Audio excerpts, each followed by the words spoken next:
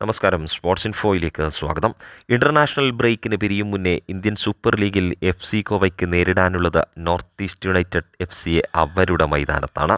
നിലവിൽ 9 മത്സരങ്ങളിൽ നിന്നും 23 പോയിന്റുകളുമായി പട്ടികയിലെ 1-ാം സ്ഥാനത്ത് നിൽക്കുന്ന, അതും സീസണിൽ ഇതുവരെ തോൽവിയറിയാത്ത ഏക ടീമായി തലയെടുപ്പോടെ തന്നെ നിൽക്കുന്ന FC ഗോവൻ സംഘത്തിന് വലിയ വെല്ലുവിളി തന്നെ സൃഷ്ടിക്കുകയാണ് വിക്ടർ റോഡ്രിഗസിന്റെ പരിക്ക്.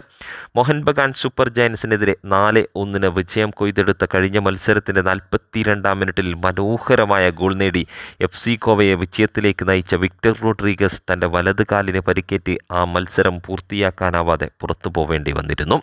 തുടർന്നുള്ള സ്കാനിങ്ങിൽ കണ്ടെത്തിയിരിക്കുന്ന പ്രാഥമിക റിപ്പോർട്ടിൽ തന്നെ ഫുൾ റിക്കവറിക്കായി കൂടുതൽ സമയം പുറത്തിരിക്കേണ്ടി വരുമെന്ന് ഉറപ്പായതായും താരത്തിന് സീസണിൻ്റെ ബാക്കി ഭാഗം മുഴുവൻ നഷ്ടമാവുമെന്നും ഔദ്യോഗികമായി തന്നെ വിവരങ്ങൾ FC ഗോവ പുറത്തുവിട്ടിരിക്കുന്നു.